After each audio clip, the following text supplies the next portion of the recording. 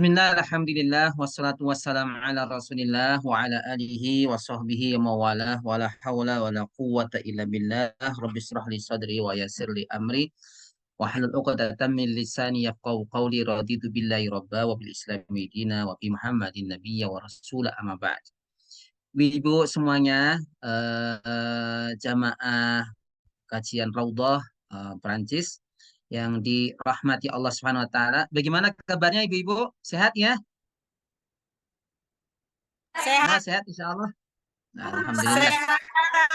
sehat, sehat, Alhamdulillah. sehat. Ya, sehat semua alhamdulillah. Baik ibu-ibu, insya Allah kalau di sini sore ya, kalau di sana pagi mungkin ya, kita akan membahas terkait tentang ma huwa asrarul hajj. Jadi kalau dalam bahasa Arab itu disebut dengan asrarul hajj, yaitu rahasia di balik ibadah haji itu apa. Karena yang sebagaimana kita ketahui, haji ini merupakan puncak daripada ibadah dalam kategori sebutan Islam. Sebagaimana kita ketahui, ya rukun Islam itu kan ada 5.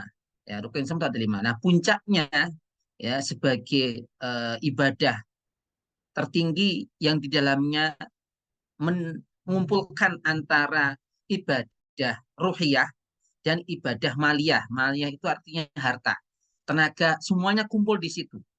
Ya, maka kenapa haji itu bagi seorang wanita disebut dengan jihad, ya kan?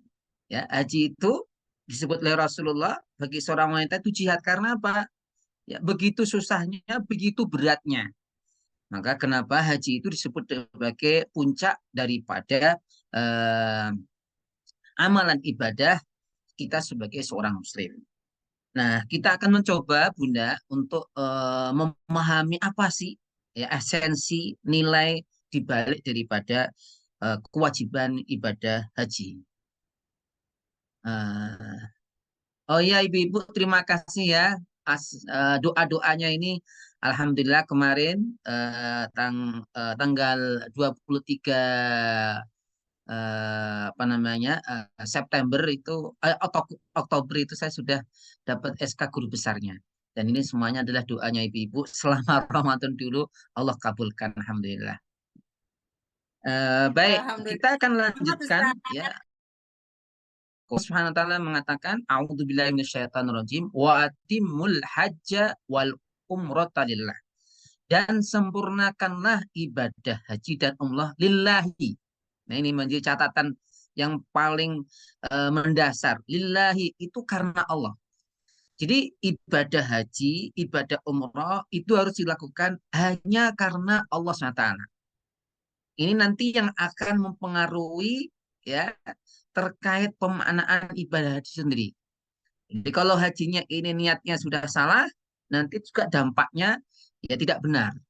Maka yang harus kita garis bawahi ya Bunda, bahwa ibadah haji dan umrah itu diperintahkan oleh Allah dan hanya untuk Allah Subhanahu wa taala. Ikhlas karena Allah Subhanahu wa taala. Nah, kemudian dikatakan di sini bahwa fa inna khairaz zati taqwa. Artinya apa? Bahwa bekal sebaik bekal yang harus kita persiapkan, kita tata mulai sekarang sebelum kita berangkat haji adalah terkait dengan takwa itu sendiri. Ya, takwa. Dulu pernah saya singgung ya, takwa itu intinya adalah ya bagaimana menghadirkan Allah dalam kehidupan kita sehingga kita mampu untuk melakukan apa yang diperintahkan oleh Allah dan meninggalkan apa yang dilarang oleh Allah SWT. Ya, sebagaimana diterangkan oleh sebagian sahabat, ya perilaku orang yang bertakwa itu adalah seperti orang yang berjalan di tengah-tengah ranjau sekalian. Ya, kalau ibu-ibu melihat sekarang ya saudara-saudara kita yang ada di Palestina, ya begitu banyak ranjau-ranjau yang ditanamkan. Nah, bagaimana seorang Muslim itu ketika berjalan di tengah-tengah ranjau, dipastikan dia sangat hati-hati. Nah, itulah orang yang bertakwa. Ya, orang bertakwa itu dia selalu menjadikan landasan dan dasarnya itu adalah ya hitungan nanti di akhirat. Karena dia meyakini semuanya itu akan dihisap, dihitung oleh Allah Subhanahu wa taala. Maka di sini diperintahkan wa tazawwadu itu artinya apa? dan hendaklah kalian ya berbekal. Artinya kita mulai sekarang yang mau haji ini ya harus membekali diri kita ya dengan yang disebut dengan khairuzat, sebaik-baik bekal, yaitu ketakwaan kita kepada Allah Subhanahu wa taala. Nah, berikutnya Bunda, kita sudah tahu sebagaimana tadi disampaikan terkait unsur ibadah haji ini banyak ragamnya. Ya, di antaranya misalkan ya kita lihat di sini ya jadi ada 3 poin utama yang harus kita selalu kita hadirkan dalam pelaksanaan ibadah haji. Yang pertama adalah niat. Tadi sudah saya singgung niat, karena niat ini amat sangat mempengaruhi baik sebelum kita haji, sedang haji maupun ya pasca haji. Itu amat sangat mempengaruhi. Ya taruhlah orang itu berangkat ya. Pertama mungkin karena Allah SWT di tengah pelaksanaannya ternyata panas sekali, seperti tahun ini nih haji panas sekali, banyak yang meninggal ya, dan banyak mereka yang kehausan. Nah ini kadang bisa merubah ya komitmen hati kita. Nah ini yang juga perlu diperhatikan. Atau ya godaan itu setelah haji, pasca haji kita merasa sukses, kita berhasil, bahkan kadang ujian itu tidak kita apa namanya, tidak kita prediksi. Ya, contoh misalkan kita selesai haji, banyak tamu datang ke rumah kita mengucapkan selamat. Nah, kadang muncul pertanyaan, Ibu, Bapak sempat mencium hajar aswad nggak? Nah, kadang pertanyaan seperti itu menjebak. Mau dijawab nanti jatuhnya kita kadang itu berlebihan sehingga kita itu jatuh ke ujub.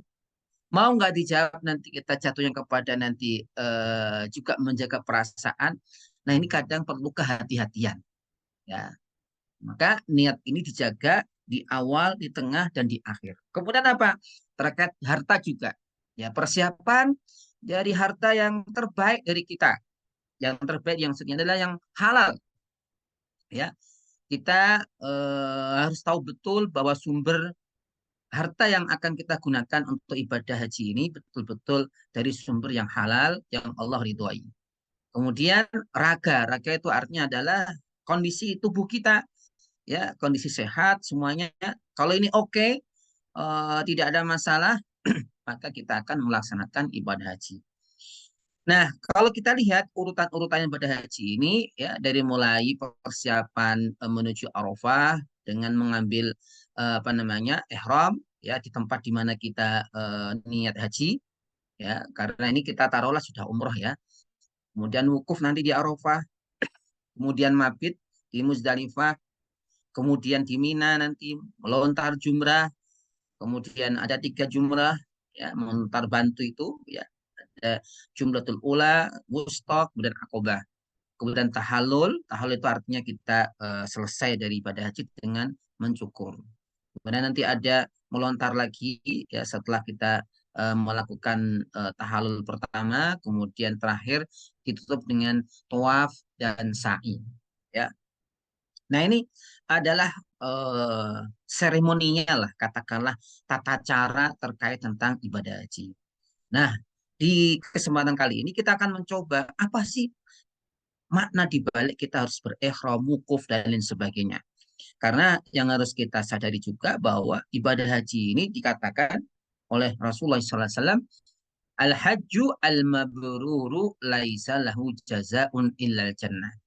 Jadi tidak ada pahala yang pantas bagi orang yang haji, yang mabrur, yang diterima oleh Allah kecuali surga. Masya Allah. Jadi orang kalau hajinya itu haji mabrur. Mabrur itu artinya apa? Diterima oleh Allah, itu dipastikan dia adalah penghuni surga. Ya, ini yang harus menjadi apa namanya harapan setiap diri kita. Karena kita sebagai orang Muslim, ya sebagai orang mukmin itu harapan tertinggi, cita-cita tertinggi itu adalah masuk surga. Dimanapun kita berada, hidup dimanapun kita berada, ya harapan tertinggi bagi kita itu adalah untuk mendapatkan surga. Baik, kita mulai tadi dari di balik niat kita. Jadi kalau perlu perlu dipahami ya, bahwa niat itu tempatnya di hati. Ya, secara umum ibadah apapun niat itu di hati, tidak perlu diucapkan. Ya, hanya dalam ibadah haji. Nah, ini unik Bunda. Hanya dalam ibadah haji ya itu dilafazkan, ya, ya dilafazkan. Ya, baik kita dengan mengatakan labbaik Allahumma hajjan. Ya Allah, aku penuhi panggilanmu ya untuk melaksanakan ibadah haji atau dengan bahasa-bahasa lain yang menunjukkan melaksanakan ibadah haji. Nah, niat ini Bunda tadi sudah saya singgung sangat berpengaruh kepada kualitas ibadah haji kita. Jadi kalau niatnya benar, maka itu akan menjadi modal yang sangat kuat dalam rangka melaksanakan ibadah haji. Jadi godaan apapun, ujian apapun, seberat apapun, karena dia sudah niat karena Allah, ini akan mempermudah dirinya untuk bisa melaksanakan ya, seluruh ya ibadah haji. Nah, niat ini Bunda ya harus mampu untuk membuat seseorang itu bertajarut. Tajarut itu artinya apa? Mampu meninggalkan, melepaskan dari hal-hal yang tidak dibenarkan oleh agama. Jadi kalau kita udah niat haji, ya sudah. Jadi godaan apapun itu ya dihindarkan. Nah, kadang kita itu Bunda, ngapunten ya. Ini pengalaman saya kadang bimbing ibu-ibu haji atau pas umrah itu. Ini masih posisi ihram ya, belum selesai haji, belum selesai umrah. Kadang itu sudah mulai tergoda ya karena memang namanya ya perjalanan haji itu sekarang itu beda dengan zaman dulu ya. Kanan kiri itu mall, kanan kiri itu ya Masya Allah ya tawaran-tawaran sangat menggiurkan. Nah kadang kita itu belum selesai apa-apa, posisi masih ihram ya. Ya kita tergesa-gesa untuk apa namanya menawar ini menawar itu sehingga ini kadang mengganggu kekhusyuan ibadah haji kita. Ya, maka niatnya diperbaiki lagi, diperbaiki lagi. Bukan berarti hal tersebut dilarang, Bunda, tidak dilarang. Tetapi ini nantinya khawatirnya akan mengganggu dalam pelaksanaan ibadah haji kita. Nah, karena itu Imam Ghazali, ya, ibu-ibu, Imam Ghazali menjelaskan bahwa jika orang yang berhaji tidak bertajarut, ya, tadi dia tidak mampu meninggalkan perkara-perkara zalim dan maksiat, maka talbiyahnya itu sia-sia belaka. Kenapa sebabnya? Karena dia mengatakan labbaik Allahumma labbaik, ya Allah, aku penuhi panggilanmu, ya Allah, aku penuhi panggilan. Terkait niat ini ya akan menentukan kualitas ya ibadah kita. Maka ya sudah sebagaimana dalam hadis innamal a'malu binniyat, ya sesungguhnya amal apapun tergantung niat kita masing-masing. Nah, kemudian setelah niat ini kita tentu prakteknya nanti sudah pakai ihram kita kemudian baru niat.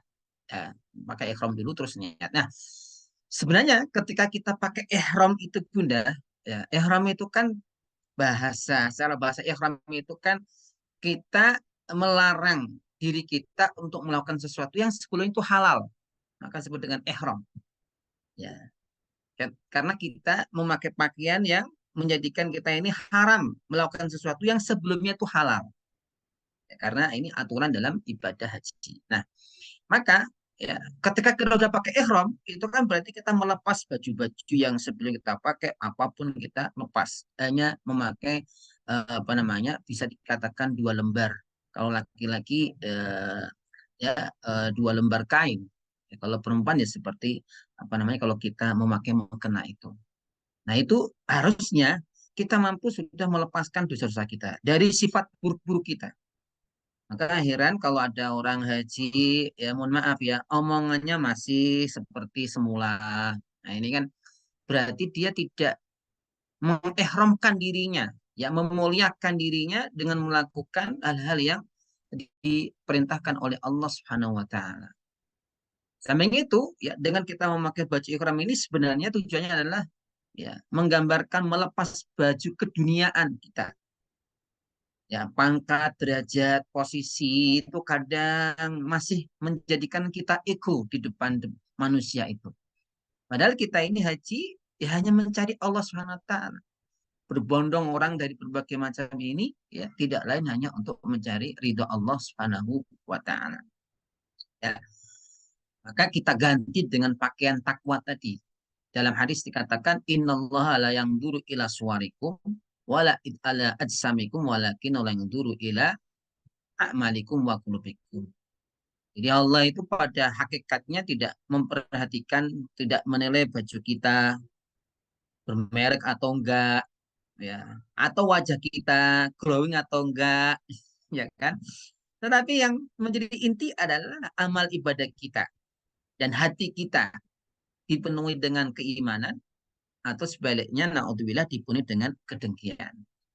Dan ini juga mengingatkan kita saat kita meninggal, ya, apapun harta yang kita miliki, ya, kekuatan, kekuasaan, jabat apapun yang kita miliki, nanti meninggal ya hanya ini, baju kain kafan yang akan kita bawa, tidak ada yang lain.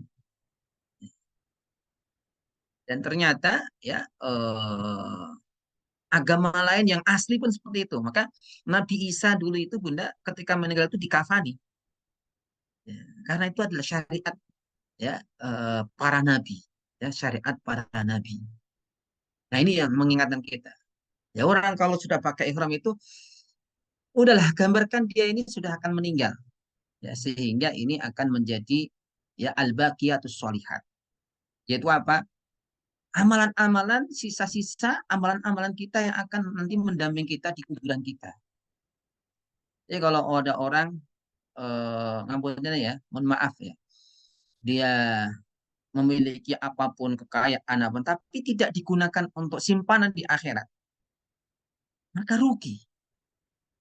Sampai dikatakan di surat Al-Kahfi ayat 46, al-malu wal banuna zinatul hayati dunya wal baqiyatus sholihatu khairun inda rabbika. Harta, anak itu hanya hiasan dunia belaka yang akan kita tinggalkan. Sedangkan wal baqiyatus sholihat, amal-amal yang kekal nanti yang akan menjadi kebaikan kita itu amal-amal soleh kita yang akan mendampingi kita saat kita di hari-hari pertama sejak kita masuk ke alam kubur. Nah, kemudian berikutnya adalah saat orang haji membaca talbiyah. Talbiyah ini Bunda adalah ucapan yang sering diucapkan orang haji. Dari mulai dia pakai baju ihram sampai terakhir adalah saat setelah ia melempar ya jumroh akobah, ya kan?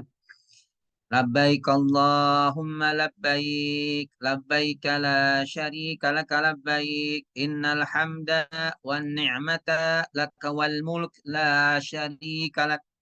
Ya Allah, aku penuhi panggilanmu. Ya Allah, aku penuhi panggilanmu. Aku penuhi panggilanmu ya Allah. Tiada sekutu bagimu. Aku penuhi panggilanmu ya Allah. Sesungguhnya segala puji, nikmat, dan kerajaan hanyalah kepunyaanmu.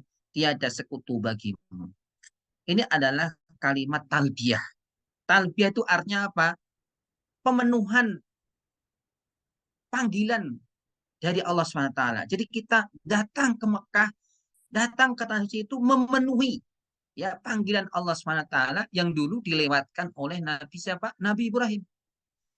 Jadi Nabi Ibrahim Bunda dulu ya setelah membangun Ka'bah itu diperintahkan oleh Allah SWT untuk memanggil ya umat manusia, bahkan seluruh umat ya seluruh makhluk yang ada di muka bumi ini.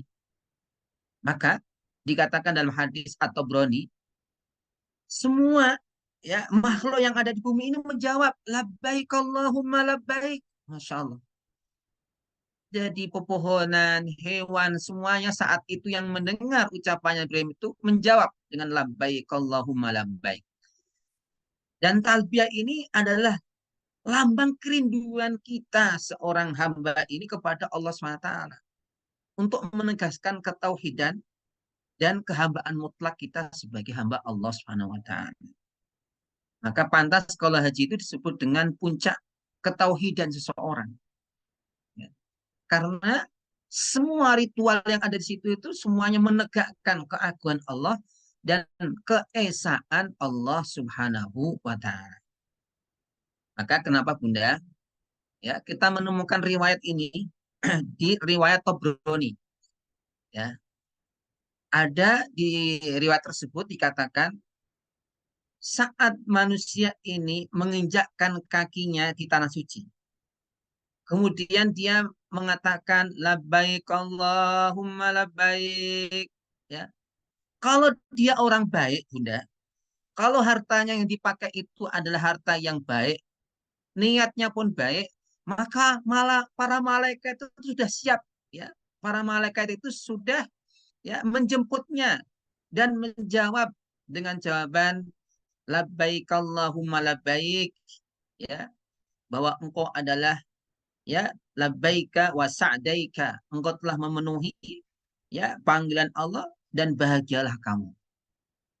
Tetapi Bunda, jika yang datang ini hatinya tidak benar, hartanya tidak benar, ya, niatnya salah, maka ya para malaikat pun menjawab la labbaik wala sa'daik, ya. Tidaklah engkau memenuhi panggilan Allah dan tidaklah bahagia kalian. Nah, ini kan ngeri sekali. Zadaka haramun, dikatakan zadaka haramun, bekalmu dari harta yang haram.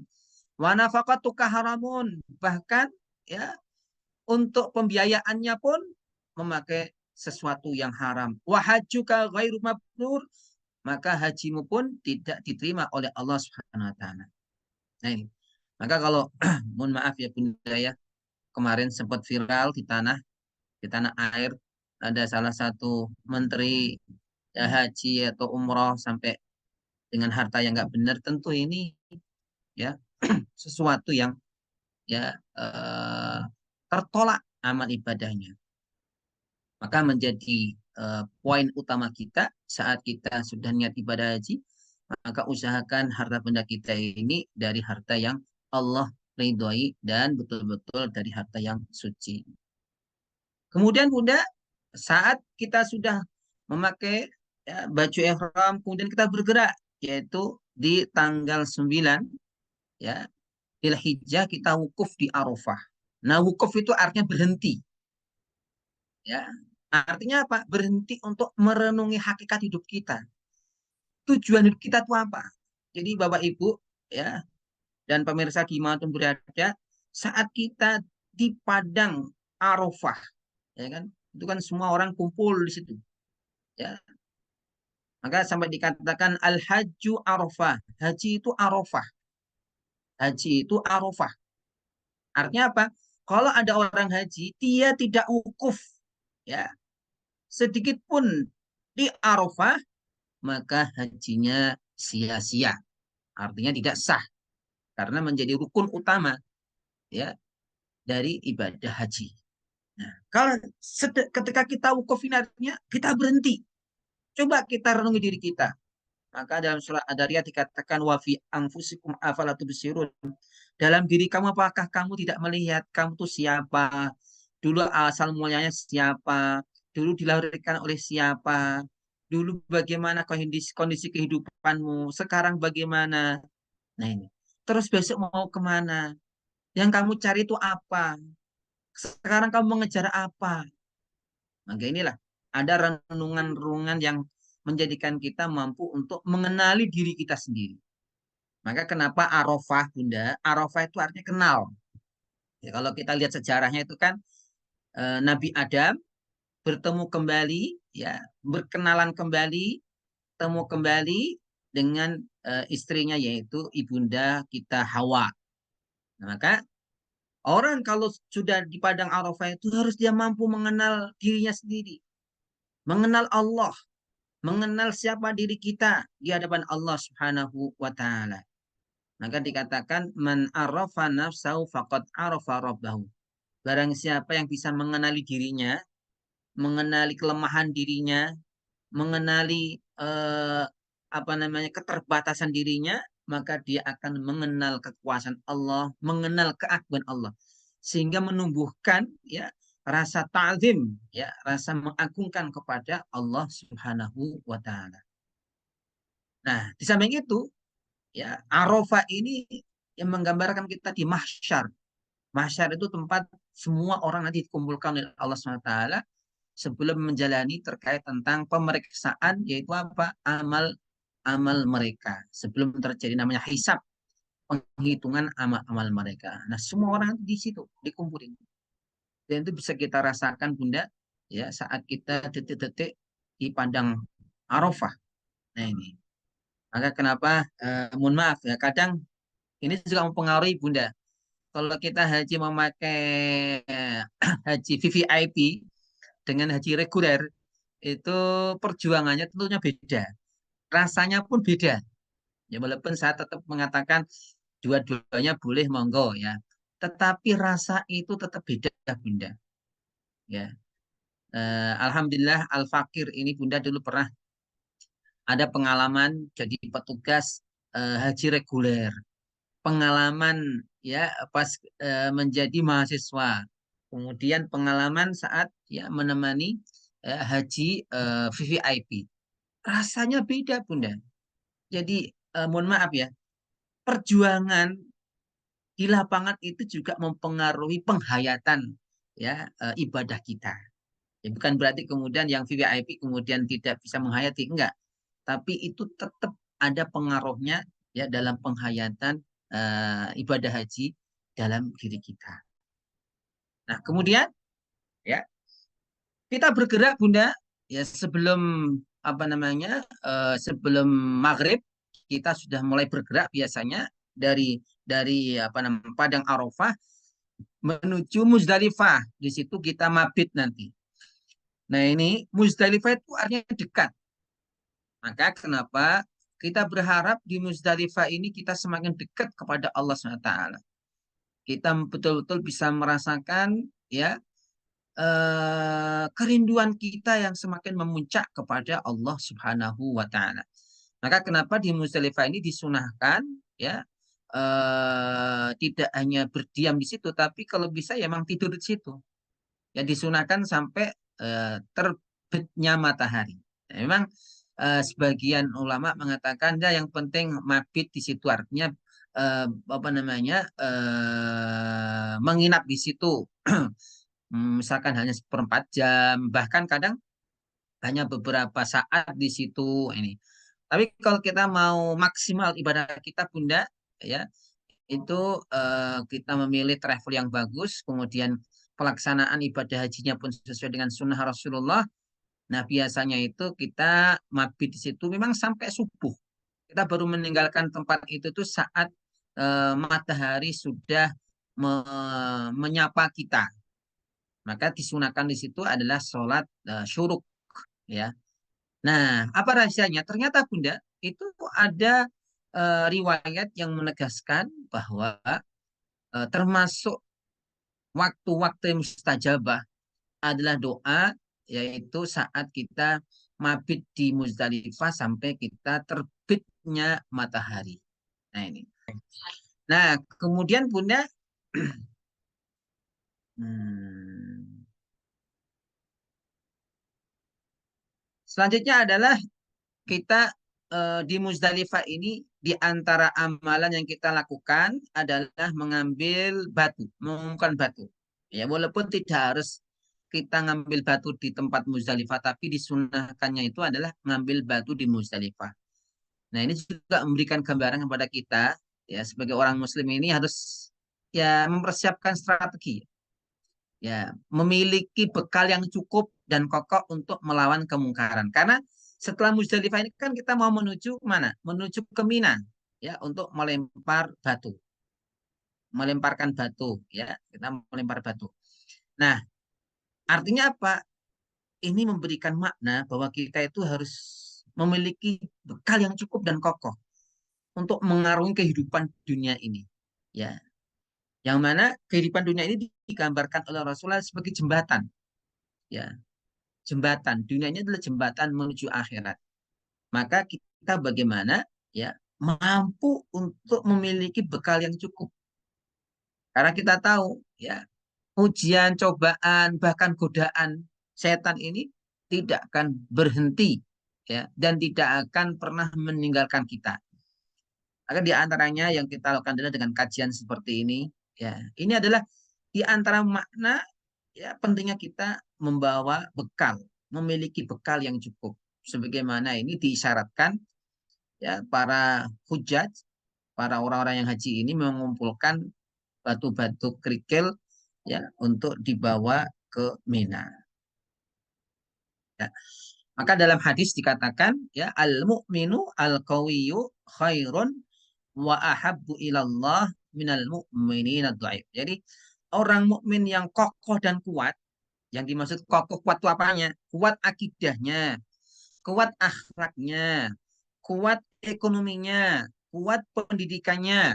Itu jauh lebih dicintai oleh Allah ya dan lebih baik daripada orang mukmin yang lemah. Nah, ini Bunda. Ini yang harus kita sadari apalagi kita hidup di tengah-tengah metropolitan di kota Paris ya. Nah, kemudian ya berikutnya adalah makna dibalik melontar jumroh ini. Tadi kan sudah kita ambil kerikil di Muzdalifah, kita menuju ke Mina untuk melontar jumroh. Nah, ini kita harus tahu bahwa memang ada sejarahnya di mana Nabi Ibrahim alaihissalam saat ingin melaksanakan untuk menyembelih Ismail, ya, setan iblis ini menggoda terus, ya. Iblis ini menggoda terus, ya, sehingga Allah SWT memerintahkan untuk melempari, ya, iblis ini dengan bebatuan. Dan ini sebagai bentuk penolakan. Maka kenapa? Ya, Mina itu titik temu, ya, apa namanya? Bahwa seorang muslim itu punya komitmen ya, seorang lagi ya, bahwa seorang mukmin itu harus punya komitmen dia bahwa dia membenci sesuatu apa yang dibenci oleh Allah SWT. Dia mencintai sesuatu apa yang Allah cintai. Jadi standarnya itu memang seperti itu, bukan nafsu. Maka kenapa ke kamu nggak suka sama dia? Oh, ternyata karena dia ini perilakunya bukan orangnya, perilakunya ini dia buruk ya. Kita nggak suka karena perilakunya yang memang tidak disukai oleh Allah dan Rasulnya. Nah, kita melempar batu ini juga memberikan tanda bahwa kita itu harus serius dalam menolak kemungkaran. Jadi bukan kepura-puraan. Ya, kadang kita ini kan suka basa-basi. Ya, padahal hal itu sesuatu yang memang mungkar, jelas mungkarnya misalkan ya, tapi kita berpura-pura. Ya, misalkan kita diajak teman kita minum alkohol, jelas sesuatu yang mungkar, maka kita harus bisa menunjukkan komitmen agama kita. Jangan pura-pura apa namanya eh, menerima undangannya. Nah, ini juga perlu kita latih diri kita ya. Dan itu digambarkan ya dengan melontar jumlah ini. Nah, kemudian juga ya utamanya yang kita lemparkan dalam diri kita adalah ya melawan sifat-sifat buruk yang ada dalam diri kita, yang menjadi kerikil-kerikil tajam dalam hati kita. Nah, ini yang kadang tidak mudah Bunda ya. Kadang kita itu, mohon maaf, kalau bicara gampang, tapi perilaku kita, hati kita belum sesuai dengan kita ucapkan. Pentingnya kita melatih diri kita, ya, dilatih, ya, agar terbiasa. Ya, karena sifat apa namanya perilaku itu tidak akan bisa dirubah kecuali ada pembiasaan pelan-pelan pelan-pelan. Kita tahu bahwa kita ada penyakit iri dengki, kita ada penyakit kepengen selalu ditampilkan, kita ada penyakit semacam narsis. Maka ini pelan-pelan kita rubah, pelan-pelan kita perbaiki. Nah, itu digambarkan dengan kita melempar kerikil-kerikil itu. Jadi kita hilangkan, kita jauhkan. Nah, kemudian mengusahakan kita untuk memperbaiki kita terus-menerus berulang. Ya, maka kenapa kan ada 3 pilar ya dalam melempar itu. Ada namanya ya jumratul ula, ya tempat pelemparan pertama, tempat pelemparan yang kedua, kemudian yang terakhir disebut dengan akobah, yang terakhir, titik akhir itu. Nah, itu kenapa kok berulang-ulang itu? Itu untuk menunjukkan bahwa perlunya kita ya terus-menerus ya berulang-ulang kita berusaha untuk memperbaiki diri kita. Tidak ada orang yang namanya sempurna langsung jadi orang yang soleh, orang baik, tidak ada. Tapi perlu proses terus-menerus. Ya. Nah, ini digambarkan dalam melempar jumroh. Nah, kemudian juga yang unik di sini, kalau kita lihat ya dalam melempar jumroh ini kan bareng-bareng ya. Ini juga memberikan makna bahwa kita membutuhkan sebuah komunitas ya. Alhamdulillah Raudhah ini kita jadikan taruhlah itu komunitas kita. Bareng-bareng untuk bisa apa? Menumbuhkan kebaikan. Bareng-bareng untuk bagaimana kita melatih diri kita menghindarkan keburukan. Nah, karena dengan adanya circle yang baik ini amat sangat membantu kita. Ya, maka kenapa dalam hadis dikatakan bahwa setan itu yang akan mudah sekali untuk menggoda seseorang yang sendirian, ya, dibanding jika dia bisa bersama-sama orang-orang yang baik. Nah, kemudian mabit di Mina. Mabit itu artinya apa? Kita tidur, ya, menginap di Mina. Ini biasanya bisa 2 hari, bisa 3 hari, tergantung yang diambil paketnya.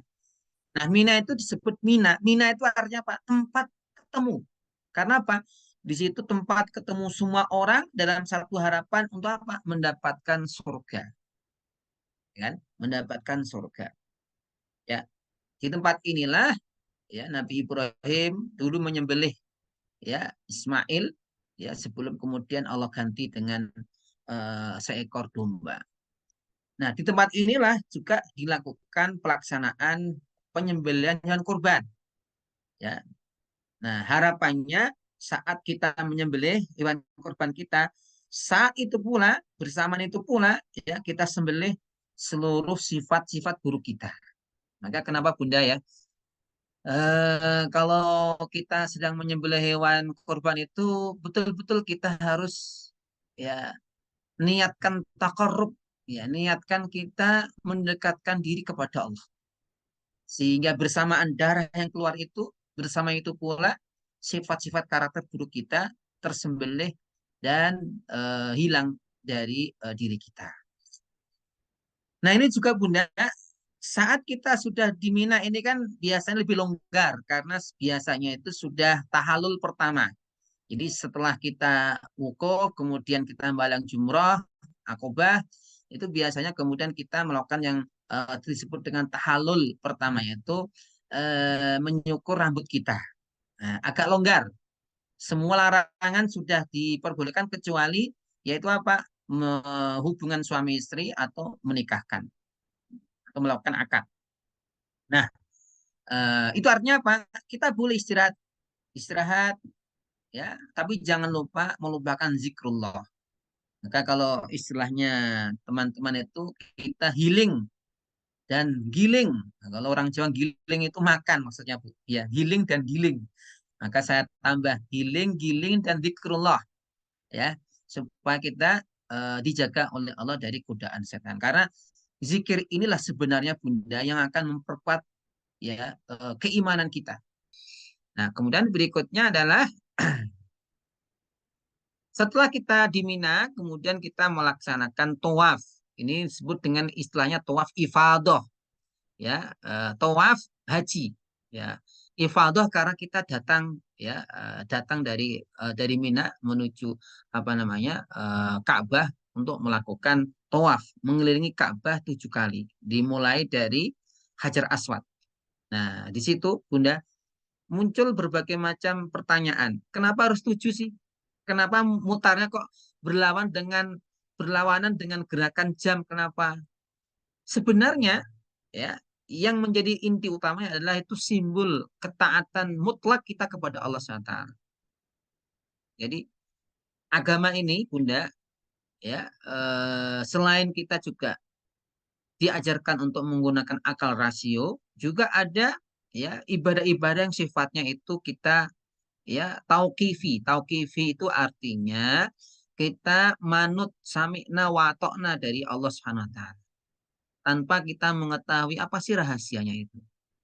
Ya, kenapa kok seperti itu? Karena memang Allah lah yang memerintahkan kita mengelilingi Ka'bah 7 kali. Nah, yang perlu kita pahami bahwa kita bukan menyembah Ka'bah, tidak.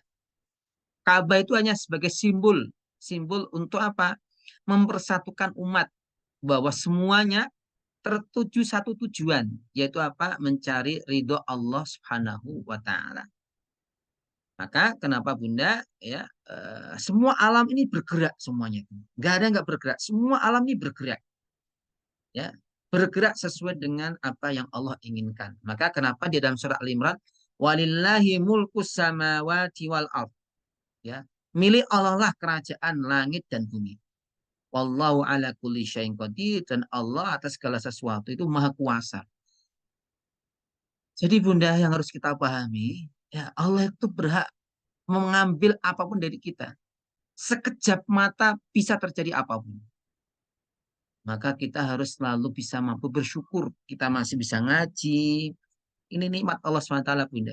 Walaupun tadi ada beberapa gangguan, tapi ini gambaran nikmat dari Allah SWT. Kita masih bisa silaturahmi, kita masih bisa diberikan oleh Allah meluangkan waktu kita. Untuk apa? Untuk tolabul ilmi. Ini nikmat dari Allah SWT. Tidak semuanya orang diberikan kesempatan seperti ini. Ya, bisa jadi kita satu saat kita disibukkan dengan hal-hal yang lain. Sehingga kadang kita meninggalkan ya kajian-kajian yang membawa kebaikan kepada kita. Nah, perlu kita pahami Bunda juga sebagai informasi, saat di bumi ini ada namanya pusat ya, pusat untuk ya sebagai tempat ibadah, maka disebut dengan Ka'bah. Ka'bah itu juga disebut dengan Masjidil Haram juga. Karena apa? Di situ Allah Subhanahu wa taala memuliakan ya Ka'bah dan memuliakan orang-orang yang di situ. Makna lain daripada haram itu artinya adalah dicegah. Artinya apa? Dicegah, dilarang dari berbuat sesuatu yang menodai kesuciannya kota Makkah. Nah, jika di bumi ada Ka'bah Bunda, maka di langit ada namanya Baitul Izzah ya atau Baitul Ma'murah ya, Baitul Ma'murah. Ya di langit ada namanya Baitul Ma'murah. Ya, tempat yang sejajar ya, dalam beberapa riwayat yang saya baca itu sejajar di atas Ka'bah. Itu ke atasnya sana namanya adalah Baitul Ma'murah. Ya, tempat yang selalu dimakmurkan dengan zikrullah. Tempat yang mulia selalu dimakmurkan. Artinya dimakmurkan itu tempat untuk tawafnya para malaikat. Maka dulu konon Bunda, itu Ka'bah dulu tuh kan nggak ada tutupnya. Jadi Ka'bah dulu itu awal-awal mula tidak ada atapnya Bunda. Kemudian ada atapnya, ya konon katanya itu orang yang di situ melihat ke atas dari dalam Ka'bah itu bisa buta. Karena itu adalah sumber apa namanya kalau bahasa kita itu energi, pusat energi. Ya sehingga kemudian ditutup. Entah benar atau tidak, tapi yang jelas ya di atas Ka'bah itu ya sejajar di atas Ka'bah itu ada namanya Baitul Ma'murah. Ya tempat tawafnya para malaikat. Nah, kemudian kita sa'i ya. Sa'i. Nah, sa'i itu artinya adalah berlari-lari.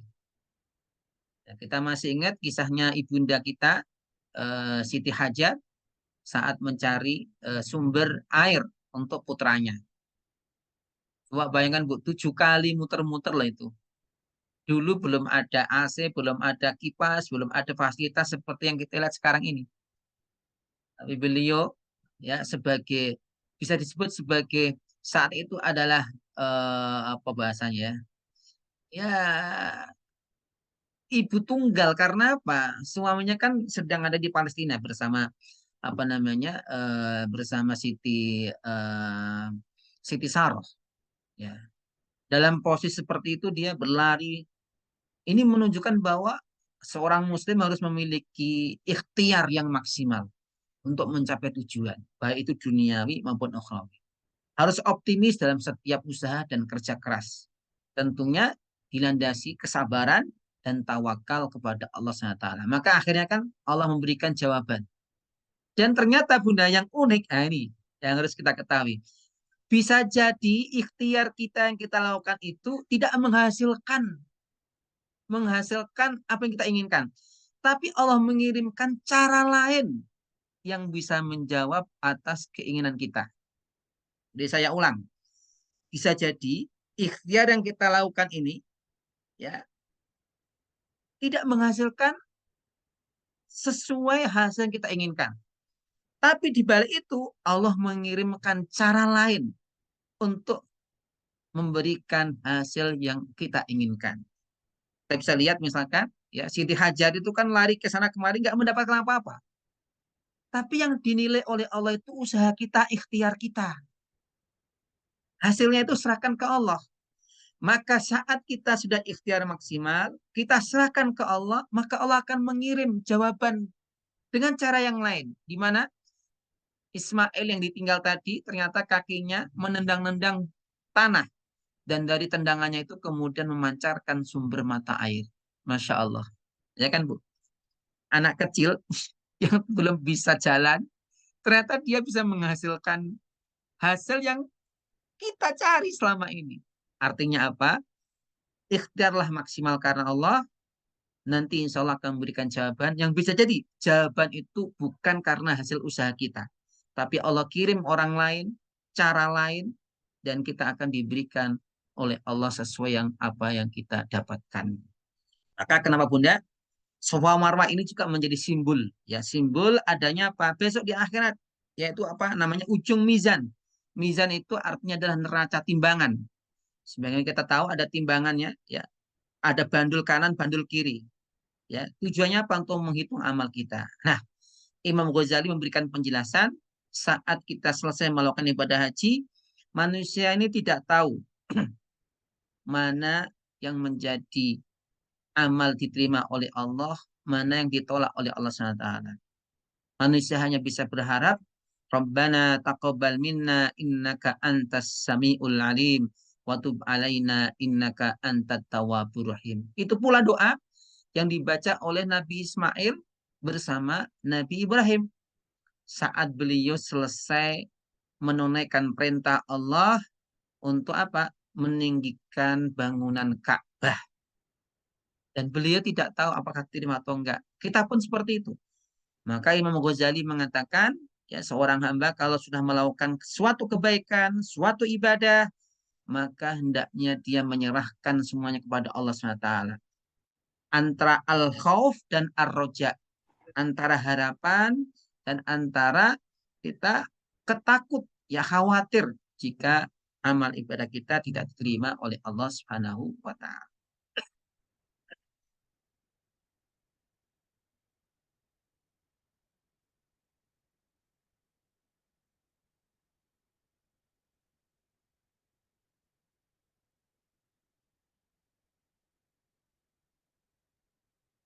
Nah, terakhir Bunda yaitu dengan tahallul. Tahallul itu menghalalkan. Ya, artinya apa? Sebelumnya kita ihram, itu artinya apa? Kita diharamkan untuk melakukan sesuatu yang sebelumnya adalah halal bagi kita karena kita sedang melakukan ibadah haji atau umroh. Kemudian tahallul itu sebagai penutup ritual atau ibadah kita dengan cara menyukur rambut karena setelah tahallul ini menjadi halal sesuatu yang sebelumnya tadi dilarang. Dan di sini ya kepala kita gundul. Sunahnya kalau laki-laki kan digundul atau dipotong. Dan kepala kita tahu di situ adalah mahkota. Ada rambut mahkota hiasan. Dan itu harus kita potong. Ini juga memberikan makna bahwa kita ini harus tunduk kepada Allah SWT. Jadi pangkat, kedudukan, status sosial apapun ini, janganlah kemudian kita menjadikan angkuh ya di hadapan manusia, apalagi di hadapan Allah Subhanahu Wa Taala. Yang ada adalah cinta kita hanya kepada Allah Subhanahu Wa Taala. Karena itu ya pada pertemuan sore ini kita tutup bahwa iman itu intinya kalau kita mengaku beriman itu membutuhkan adanya ujian, adanya pengorbanan. Karena iman itu pasti diuji. Maka dalam surat Al-Ankabut dikatakan ahasiban nas aitraku ayakulu amanna wa hum la yaftanun. Apakah manusia mengira ya jika dia sudah mengaku beriman kemudian nggak diuji, dia tetap diuji. Ya, maka para nabi itu orang yang paling besar, paling berat ujiannya di antara manusia. Nah, muncul pertanyaan, Ustadz, ciri-ciri orang haji mabrur itu apa? Ini dinukil dari Said Sabiq, ya, beliau seorang ulama ya dari Mesir. Di antaranya adalah hajinya tidak dinodai oleh dosa. Jadi hajinya itu betul-betul seperti yang ketika kita bicarakan, mampu menghilangkan perilaku-perilaku buruk. Yang kedua, ketika pulang semakin rindu pada akhirat. Jadi dia pulang itu hatinya itu semakin dia dekat sama Allah, semakin dia kangen, ya, kembali lagi. Ya, maka kita boleh ngecek kalau kita pulang setelah haji atau umrah, kemudian kita itu kangen kembali lagi, itu insya Allah tanda-tanda kita haji kita mabrur. Yang ketiga adalah setelah pulang dia semakin dermawan, menginfakkan apa yang Allah titipkan kepadanya. Dan yang keempat, ucapannya semakin lemah lembut, ya sayang kepada sesama. Intinya adalah ada perubahan positif dalam perilaku maupun dalam kebiasaan orang tersebut. Demikian Bunda yang bisa saya sampaikan. Mungkin kita sebelum maghrib kita buka beberapa pertanyaan. Jika ada kami persilahkan. Alhamdulillahirrahmanirrahim. Terima kasih Ustadz penjabarannya. Masya Allah ternyata makna dari berhaji ini banyak sekali simbol-simbol gitu ya Ustadz ya. Yang Ya, nggak banyak, nggak secara umum diketahui gitu. Masya Allah. Tadi itu ada disebutkan tentang ternyata panggilan untuk berhaji itu memang sudah ada di Al-Quran gitu ya Ustadz ya. Jadi kalau ada orang yang bilang saya belum berhaji, belum ada panggilan, itu sebenarnya yang tepat juga ya Ustadz ya, karena ayatnya jelas gitu. Allah itu memanggil untuk berhaji gitu. Jadi mungkin ini yang harus diluruskan di masyarakat umum gitu. Bagaimana pendapat Ustadz? Baiknya gimana kita ya, terutama saya pribadi ke suami mengingatkan gitu bahwa kalau sudah mampu sebaiknya berangkat gitu penyegerakan. Ya, ya, menyegerakan. Nah, kemudian kalau misalnya dibilang kan itu haji itu kategorinya harus mampu gitu kan. Nah, pertanyaan selanjutnya adalah Ustadz, kategori batasan-batasan mampu itu ya, mampu itu bagaimana batasannya gitu? Apakah dari segi finansial saja? Apakah dalam kesehatan dan lain? Batasannya di mana gitu? Silakan Ustaz. Untuk wanita. oke, Ya betul. oke. Baik, ya, terima kasih atas pertanyaannya, Bunda. Jadi pertama terkait panggilan tadi ya. Jadi itu yang kita sampaikan tadi adalah dari hadis, ya, hadis riwayat Tabrani. Nah, panggilan Allah terhadap haji ini, Bunda, dimaknai bahwa siapapun yang memiliki keimanan itu pasti akan terpanggil untuk memenuhi panggilan Allah Subhanahu wa taala. Cuma yang perlu diperhatikan, ya, ternyata saat Ibrahim menyampaikan panggilan Allah itu, iblis juga memanggil-manggil. Maka saat ada orang haji itu, bisa jadi dia berangkat karena panggilan Allah, ya, dengan didasari keikhlasan, ketulusan, ya, betul-betul mencari ridho Allah. Tapi ada juga tipe orang, dan ini kita temukan Bunda, yaitu apa? Dia memenuhi panggilan iblis. Jadi dia datang itu bukan memenuhi panggilan Allah, tapi panggilannya iblis. Ya, dengan apa? Dia datang dengan kesombongannya, dia datang dengan keangkuhannya, dia datang, mohon maaf, dengan cara-cara yang tidak diridhoi oleh Allah Subhanahu wa taala. Maka tadi saya singgung riwayat At-Tabrani mengatakan saat orang mengatakan labbaik Allahumma labbaik, ya, kalau dia tidak orang yang benar niatnya Bunda, maka malaikat pun menjawab la labbaik wala sa'daik. Kamu tidak memenuhi panggilan Allah dan kamu juga tidak akan mendapatkan kebahagiaan. Itu yang pertama. Yang kedua terkait istitoah. Memang dalam hadis dikatakan ya bahwa haji itu limanis tatoa sabila. Haji itu diwajibkan bagi orang yang mampu untuk menjalankan ibadah haji. Menjalankan haji ini tentu tidak hanya sekedar kemampuan finansial, Bunda. Ya, tidak hanya sekedar kemampuan finansial. Ada orang kemampuan finansialnya ada, tetapi ternyata jalannya tidak aman. Ya, misalkan seperti saudara-saudara kita di Gaza. Taruhlah mungkin di antara mereka ada yang mampu, tapi untuk keluar saja ya tidak bisa. ini tentu tidak masuk dalam kewajibannya. Maka kenapa kemampuan itu di samping kemampuan finansial, juga kemampuan kesehatan, juga kemampuan keamanan. Ya, ini juga harus diperhatikan. Tapi jangan sampai kemudian kita sudah mampu semuanya, tapi kita tunda-tunda. Karena itu tanda-tanda bahwa Allah tidak menginginkan kita dipanggil. Takutnya ya kematian lebih dulu menjemput. Ini ada cerita nyata Bunda. Ada salah satu mungkin jamaah saya juga ya di sini. Dia punya cerita entah saudara entah siapa itu. Dia sudah punya uang cukup untuk pergi umroh. Tapi ternyata dia ini lebih tertarik untuk beli mobil, ya untuk beli mobil. Nah, mobil itu ditumpangi Bunda dipakai sampai ke Jogja. Dia maunya itu mobil itu nanti dia jual, ya. Tapi ternyata sampai ke Jogja ini ada kecelakaan. Mobil ini rusak parah, Bunda. Sehingga nggak jadi umroh, mobilnya juga hancur. Nah itu. Maka kenapa jangan sampai kita menunda-nunda jika memang sudah ada kesempatan. Dengan cara apa Ustadz? Minimal jenengan daftar dulu. Daftar. Daftar niat karena Allah. Karena niat ini jauh lebih penting Bunda. Sekiranya orang ini misalkan, karena kalau di Indonesia ini kan nunggunya panjang.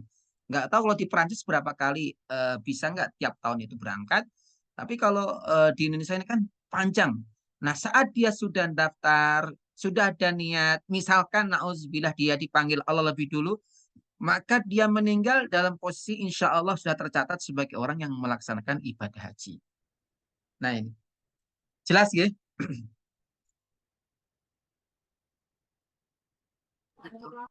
Iya Ustaz. Assalamualaikum Pak Hasan. Kalau misalkan Ya. belum mendaftar, Assalamualaikum ini dengan Neti. Waalaikumsalam. Apa ya? Kalau misalkan belum mendaftar tapi udah ada niat, lalu lagi menabung karena membutuhkan biaya yang tidak sedikit, tapi meninggal, apakah sama dengan yang tadi itu meninggal tapi belum terdaftar ya, tapi udah ada niat, itu gimana? Ya, tentunya Allah Maha tahu, Bunda. Allah lebih tahu dengan niat seseorang. Ya, tetapi memang Bunda kalau di Indonesia itu kan 25 ya, daftar minimal udah dapat porsi istilahnya. Nah, tentu kalau dia sudah mendaftarkan, itu namanya apa? Niat diikuti sebuah kehendak yang kuat. Ya, itu insya Allah sudah tercatat. Tapi sekalipun dia niatnya udah ngumpul-ngumpulin tapi belum daftar, tapi kalau udah ada niat, insya Allah Allah Maha tahu dengan niatnya sendiri, insya Allah. Jadi gitu Bunda. Ya mungkin sedikit ada perbedaan antara di sini dan Indonesia, Ustadz. Di sini kalau mendaftar itu bayarnya langsung full gitu, jadi nggak dicicil kayak di gitu. Indonesia. Jadi gini Bunda, kalau taruh full ya, jadi jenengan punya tabungan sendiri yang memang dikhususkan untuk haji, gitu aja. Jadi sebelum daftar kita punya tabungan sendiri yang kita ini niat khusus untuk haji. Dan Allah insya Allah sudah mencatat ibadah kita insya Allah. Dan yakinlah Bunda, ini pengalaman banyak orang ya. Kalau kita sudah niatkan menitipkan tabungan kita untuk haji, maka Allah akan menyempurnakan loh Bunda. Itu insya Allah. Ya Allah akan menyempurnakan ya tabungan kita. Yakin insya Allah, berangkat insya Allah. Kalau di situ berapa Bunda kalau situ biayanya? Di sini berapa Bu? Kemarin 12.000 ya? 6.000 minimum kayaknya sih, 6.000 euro Ustaz. Berapa uang kita Bu? 70. Enggak haji 6.000 ya? Iya 6.000, 7.000. No 11.000. Oh, ibu Bidar 11.000. Ibu 11.000 kemarin. 11.000. Hampir 11.000. Sekitar 200. Iya. Hampir mirip. Itu VVIP ya mungkin ya, Ibu. Itu VVIP mungkin ya. Kami pengalaman jauh dari tahun lalu. Hotelnya agak jauh.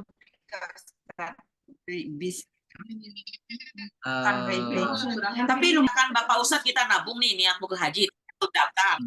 Di sini membayar sekaligus. Lalu kita meninggal, uangnya itu apakah diapain gitu loh untuk niat kita itu? Lalu kita meninggal gitu. Bunda. Nah, Baik. uangnya itu gimana? Uangnya dikasihkan ke orang yang mau berhaji. Oke, enggak, pertanyaan bagus sekali Bunda, pertanyaan bagus sekali, Masya Allah.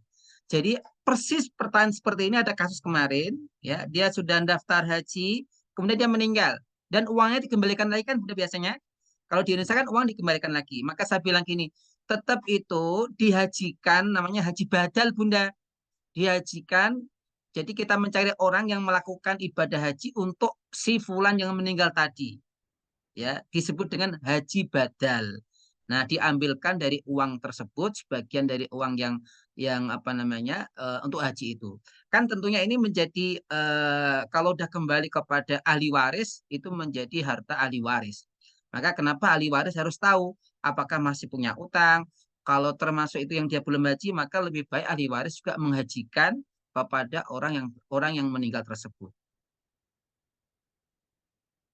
Ya, alhamdulillah. Insya Allah cukup jelas. Saya simpulkan sedikit ya, Ustadz ya. Jadi seruan Allah untuk berhaji itu dengan cara kita menabung, itu sudah niat, itu sudah masuk kategori memenuhi seruan Allah gitu ya. Apakah artinya bisa berhaji atau tidak, pada kenyataannya itu Allah yang akan menyempurnakan. Betul. Baik. Bunda, betul. Alhamdulillahirobbilalamin. Pertanyaan selanjutnya dari Ibu Idar, silakan Ibu Idar. Ya, Assalamualaikum warahmatullahi wabarakatuh, Ustadz. Waalaikumsalam. Ini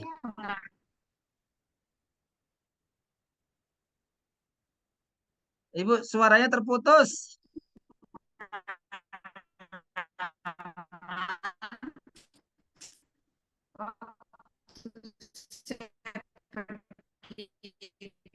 Mbak, ya. Sebelum berangkat begitu.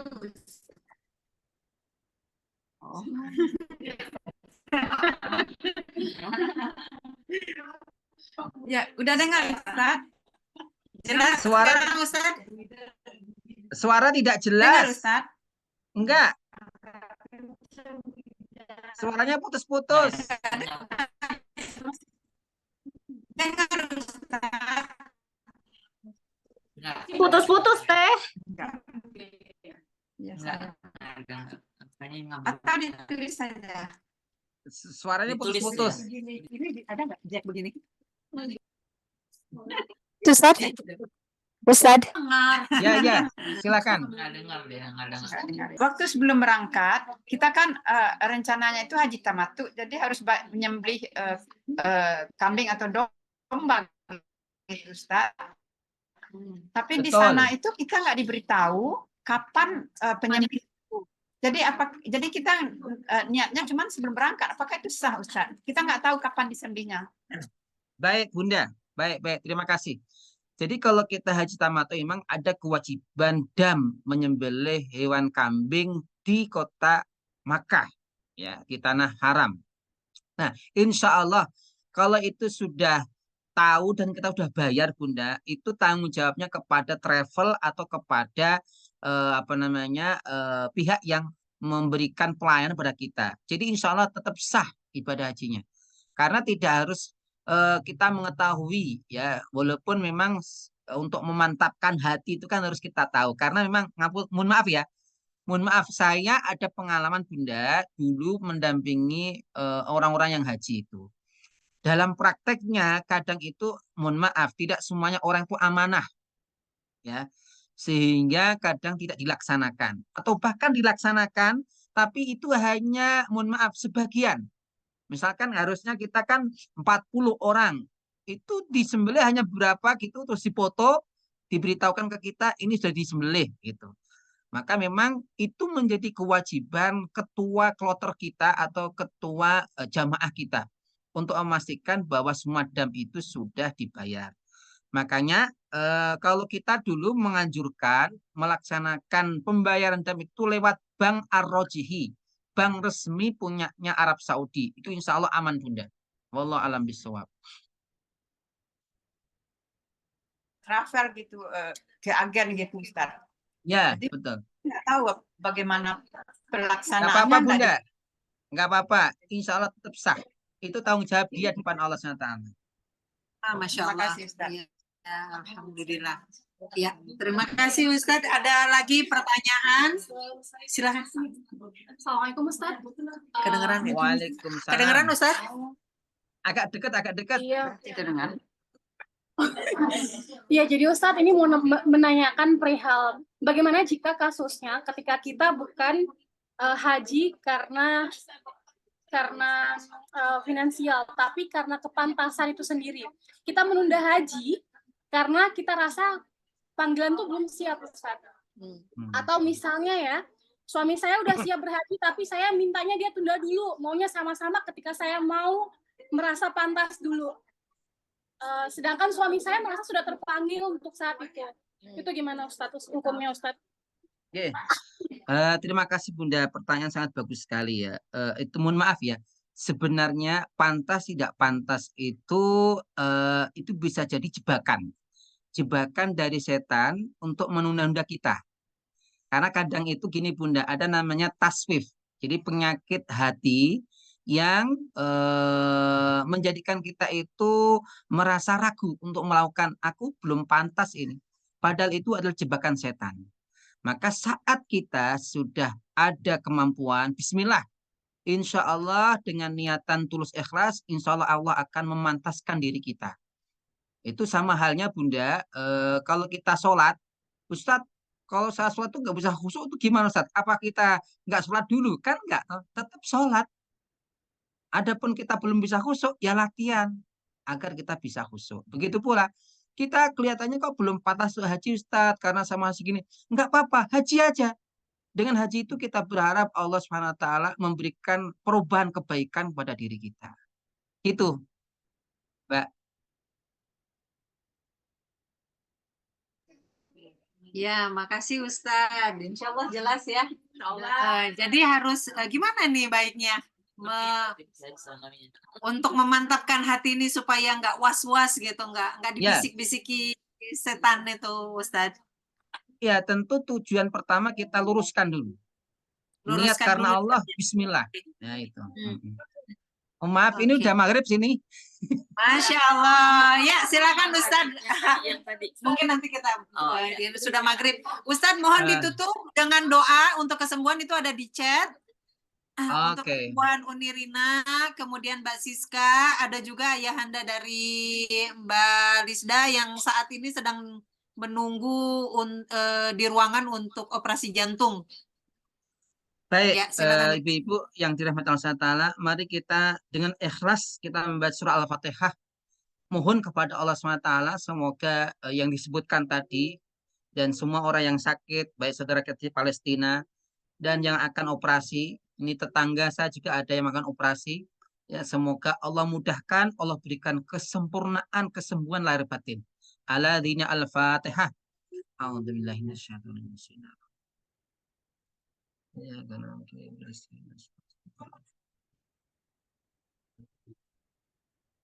أعوذ بالله من الشيطان الرجيم بسم الله الرحمن الرحيم الحمد لله رب العالمين حمدا يوافي نعمه ويكافئ مزيدا يا ربنا لك الحمد كما ينبغي لجلال وجهك وعظيم سلطانك اللهم صل وسلم وبارك على نبينا محمد وعلى آله وصحبه وبارك وسلم أجمعين اللهم إنا نسألك رضاك الجنة ونعوذ بك من سخطك والنار اللهم يسر لنا أمورنا مع الراحة في قلوبنا وارفع درجاتنا في الدين الدنيا والآخرة اللهم اشف مرضانا يا الله mudahkanlah segala urusan kami ya Allah, sembuhkan segala yang sakit ya Allah, berikan kami kemuliaan dunia dan akhirat, jagalah kami dari segala fitnah dunia dan akhirat ya Allah, mudahkan kami dalam menjalankan ibadah haji ya Allah, mudahkan kami anak cucu kami ya Allah untuk bisa melaksanakan ibadah haji dengan sempurna, haji yang mabrur ya Allah, bifadlika wa karamika ya akram akramin, Rabbana taqabbal minna innaka antas samiul alim, Rabbana atina fid dunya hasanah wa fil akhirati hasanah wa qina adzabannar wa sallallahu ala sayyidina Muhammad wa ala alihi wa sahbihi wa barik wa sallim ajma'in